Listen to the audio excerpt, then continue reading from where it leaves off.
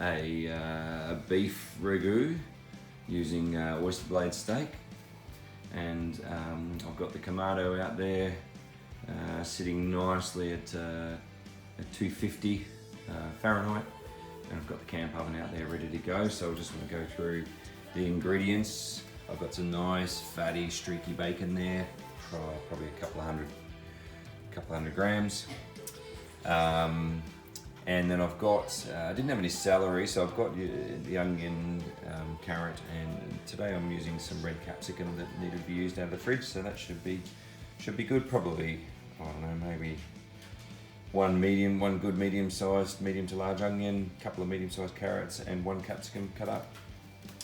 And then I've got some fresh ginger and garlic. That might be a bit much there, I may not use all of that. I got some red wine. There's an old bottle from the wine cabinet. I don't drink much, so this is pretty lucky, getting a 2008 Merlot. Oh my God, that's pretty lucky. So I'll probably put about a cup of that in and drink the rest after. Jar of passata, and probably about the same jar again of water. Little bunch of aromats. So I've got some basil, some rosemary, some thyme, and some sage there, all fresh from my garden. And this is the beef, so I've just sort of large dices of the oyster blade steak, just a bit of salt and pepper, and that is it. So the next video I will get going, we'll be out there at the Kamado. Okay, so the bacon's in first. So there's me Kamado, so just got me little fire happening underneath, and this is the divide and conquer with the accessory rack. So I'm just going to sweat this bacon down a bit, release some of the oil for the veggies. Just get a little bit of colour on it. Quite a bit of bacon there actually, but that'll be pretty nice. There, that'll take a few minutes. Then I'll go in with the veg. I just wanted to quickly come back because you can hear that that's really up the heat now. So which I wanted it to do, it was kind of stewing a bit before. So just by leaving the lid open a little bit, this has ramped up the heat. But obviously with the Kamado, they also have to be a bit careful of that because they can be hard to pull the heat back down. So I'm just going to stay here and with the lid open and just watch it for a little bit. It's probably not far off where I wanted it to take it anyway. There's a little bit of stuff sticking to the bottom, which will be awesome when I deglaze the pan. And the next stage of the veggies is fine. I'll close the lid and I can just slow this job down. That's not an issue. Just this first stage, frying off the bacon, is probably the main tricky part. As you can see, the fire below is really ramped up. So I reckon I'll actually pour. I'm happy with that.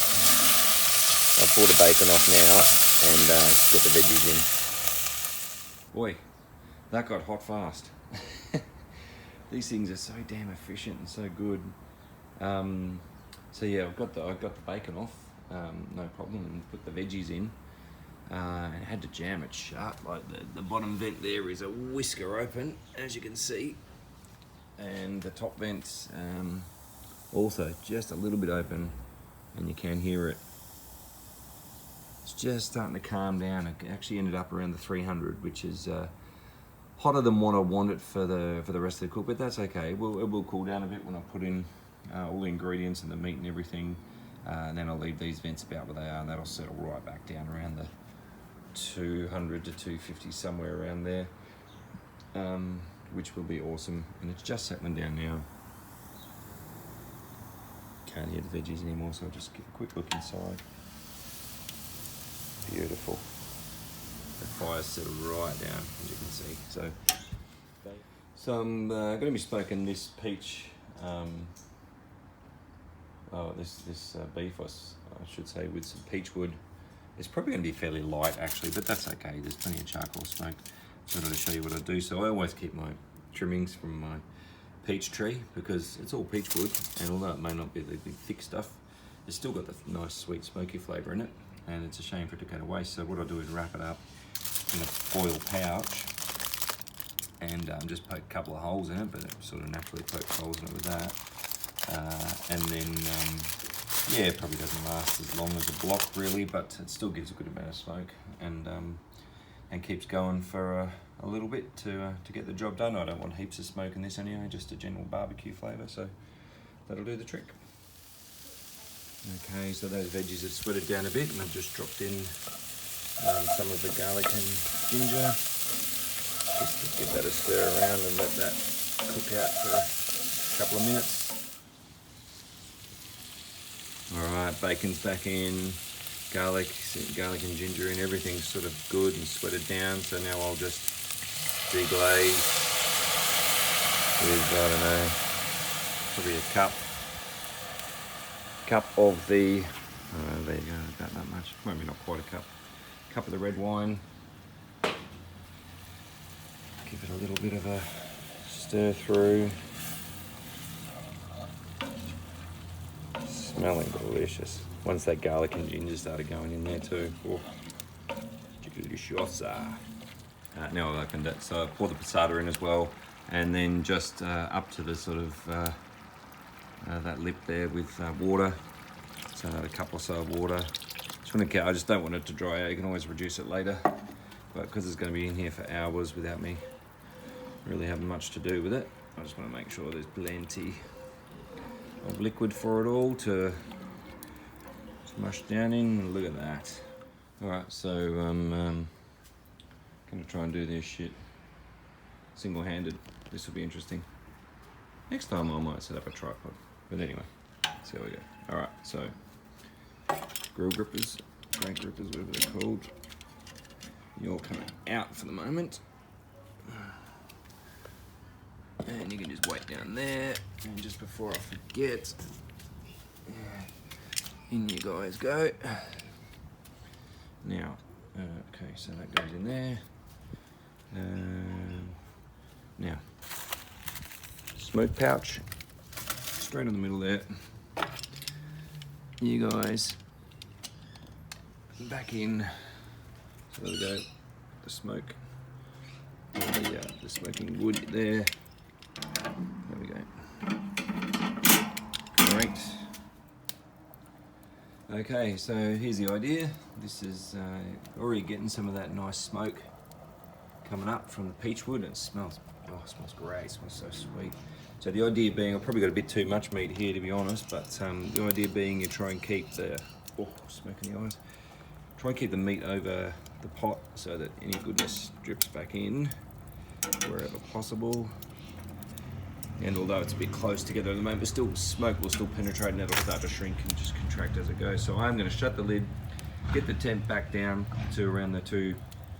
Oh yeah, look at that smoke. I'll shut that before it starts too much. Put that smoke into the meat right now, and then try and get this to settle back down around 250, maybe a bit lower. It's only down because the lid was up. That'll bounce back up to, I think it was just about 300 before I did that. And yeah, this smoke's coming out very nice. There's plenty of smoke in there. So see what I mean? Like you can make use of those little twigs. No need to throw them away at all. Apple tree, cherry, whatever you got. Beautiful. Okay, so it's been an hour and I actually need to get my pork on. So as you can see, it's a nice color on the meat there. So I'm happy with the smokiness that's picked up already. So I'm gonna pop that into the ragu. Just check there's enough liquid in there. If I need to add any liquid, I'll add some beef stock. Pop the lid on, and then I'm going to get a pork shoulder on top for pulled pork. That could be happening at the same time. Look at that. Oh, so that just needs hours now. That looks delicious. And there's plenty of moisture in that, so the meat is easily staying down under the surface. So yeah, that's all good. I'll pop the lid on. Nice boneless pork shoulder gone in there. Just a bit of apple juice and water in the bottom just to give it a little bit of moisture to start with. Popped another chunk of, this time I used a chunk of peach because I do want it to last a bit longer. this time, so I'll pop one of those in there. That should be enough. It's given off heaps of smoke already. I will shut the lid and let this one now come up to probably about 250, 260. Ragu is ready. Look at that bad boy. I just put a spoon in there and that meat just busts apart beautifully. So this is coming off.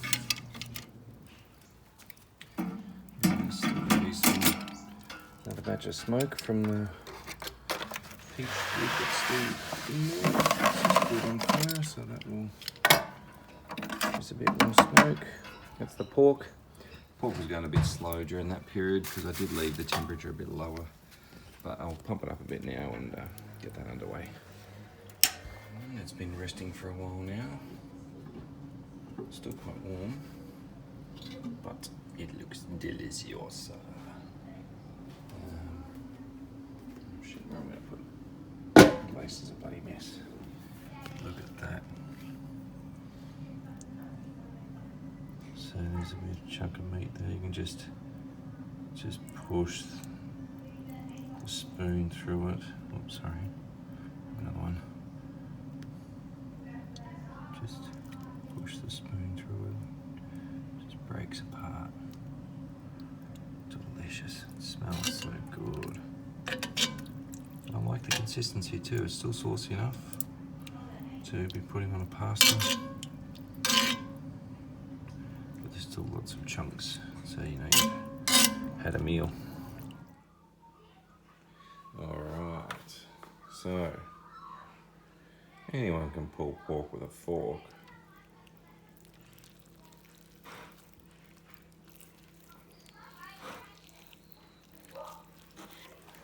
Can you pull it with a spoon?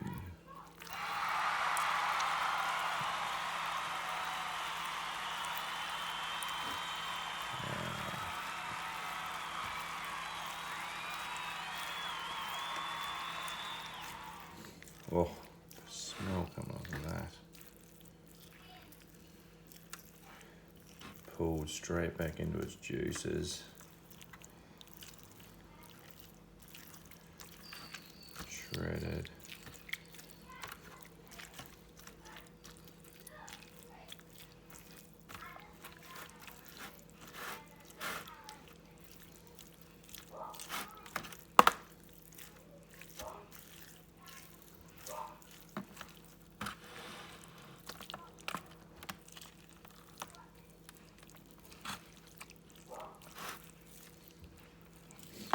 It's that leaner muscle, that one on the edge there.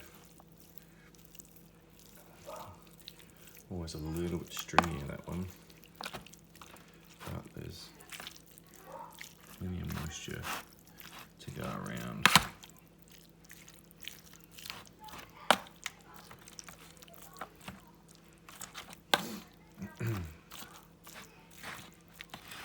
Oof. Yummo.